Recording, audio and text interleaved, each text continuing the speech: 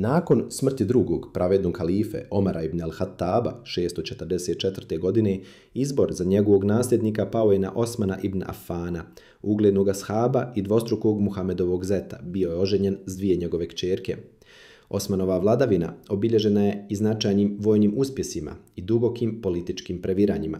Tokom Osmanove vladavine, islamski kalifat je nastavio svoje brzo širenje u svim pravcima. Već 649. godine muslimanska mornarica predvođena snagama iz Šama, današnje Sirije, osvaja Kipar.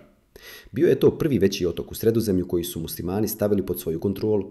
U godinama koje slijede, tačnije između 650. i 651. snage islamskog kalifata prodiru još dublje u istočnom pravcu. Osvojeni su novi dijelovi Perzije, a granice kalifata protežu se sve do područja današnjeg Pakistana.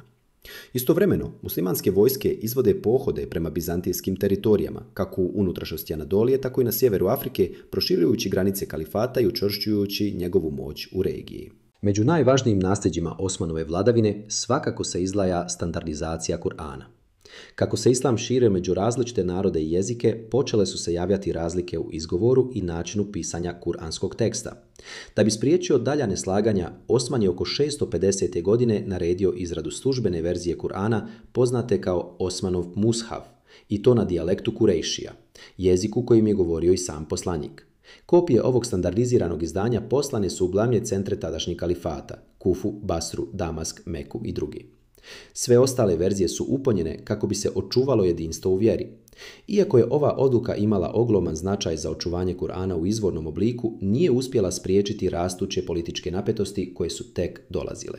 U drugoj polovini svoje vladavine Osman se sve više počeo oslanjati na članove vlastite porodice, Omajade. Posebno se isticao njegov rođak, Muavija, tadašnji guverner Šama, današnje Sirije. Ovakvo povlačenje političkih poteza izazvalo je sve više negodovanja. Mnogi ashabi i muslimani optuživali su Osmana za nepotizam, zbog toga što je važne državne položaje povjeravao isključivo svojim rođacima. Nezadovoljstvo je raslo naročito među starijim muslimanima u Medini, Iraku i Egiptu, koji su osjećali da ideal pravednosti i jednakosti, uspostavljen u ranijim fazama islama, počinje blijediti. S vremenom protesti su postajali sve otvoreniji, dok napetosti nisu dostigle tačku ključanja. Godine 656. skupina nezadovoljnika iz Egipta i Iraka dolazi u Medinu i opsjeda Osmanovu kuću. Danima su trajali bezuspješni pregovori i pozivi na mir, ali rješenja nije bilo. Na kraju Osman biva ubijen u vlastitom domu, dok je čitao Kur'an. Njegova smrt, počinjena u stanju ibadeta, u islamskoj tradiciji ostaje upamćena kao duboka tragedija i jedan od prelomnih trenutaka u povijesti zajednice.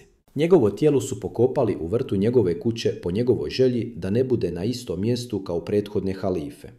Prethodna dvojica pravednih halifa, Ebu Bekr i Omar ibn el-Hatab, pokopani su unutar džamije poslanika u Medini, pored samog poslanika Muhameda. Dakle, Osman nije pokopan uz poslanika i prva dva halife, što dodatno simbolizira političke i društvene podjele koje su tada već bile na snazi. Smrću Osmana počinje najosjetljivije poglavlje ranog islama, prvo razdoblje velikog unutrašnjeg razdora, poznato kao prva fitna, građanski rat. U tom trenutku muslimanska zajednica se dijeli između lojalnosti različitim vođama i tumačenjima pravde.